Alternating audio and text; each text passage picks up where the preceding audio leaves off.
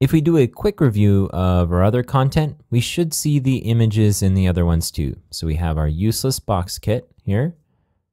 All right. And if we go back and click on remote control helicopter with water cannon, we should see our water cannon image there too. So our next step is to create an importer for our product reviews. We're going to use the same file, but we're going to pull in different fields.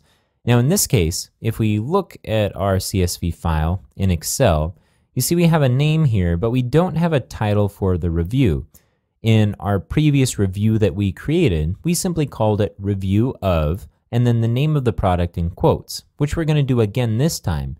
And we can use feeds tamper to simply convert the title of the product over to review of, and then the title of the product. So let's go back to the browser, and I'm going to scroll up, and we'll create our new feed. So I'm going to go to Structure and Feeds Importers. Now we have import products here, and our import product reviews is going to be very similar. So I'm going to clone this one this time. So I'll click Clone. And for name, we'll put import reviews. And for our description, we'll put import reviews from CSV. And I'll click Create. So let's just go through these settings real quick to make sure everything's squared away. For our basic settings, I'm going to click the settings link here. We have our name, description, attached to content type. We want to use the standalone form again. No periodic import, import on submission, and we don't want to process in the background.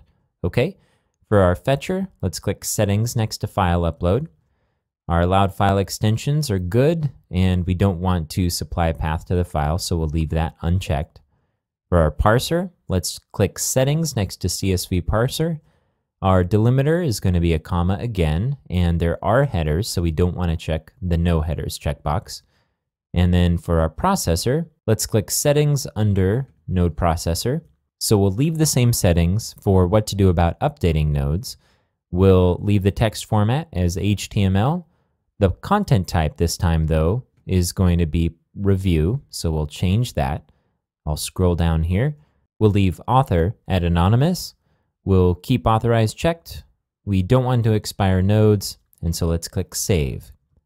So the only setting we changed up until the mapping part is just the content type. So we changed that to review. And now let's set the mappings.